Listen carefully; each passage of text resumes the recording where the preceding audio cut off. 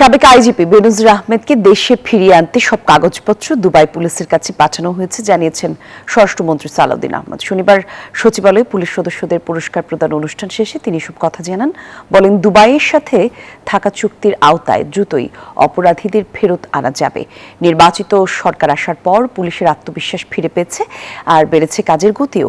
আওয়ামী লীগের প্রতিষ্ঠা বার্ষিকী ঘিরে অরাজকতা ঠেকাতে পুলিশকে সতর্ক থাকার নির্দেশনা দেওয়ার কথাও জানান স্বরাষ্ট্রমন্ত্রী।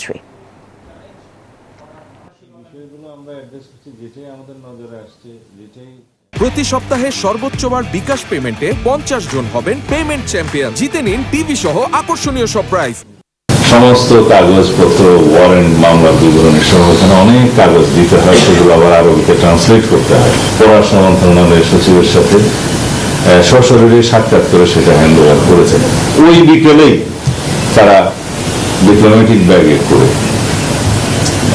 ইউএই গভর্নমেন্টের কাছে পাঠিয়েছে। আমাদের লোকাল যে এমবাসি আছে, ইউএই এমবাসি, তাদেরকে জানিয়েছে। আমিও তার সাথে যোগাযোগ করেছি। আমরা আশা করি ইউএই গভর্নমেন্ট যথাযথ প্রক্রিয়া অনুসরণ করে খুব শিগগির তাকে ফেরত দেওয়ার ব্যবস্থা করবে।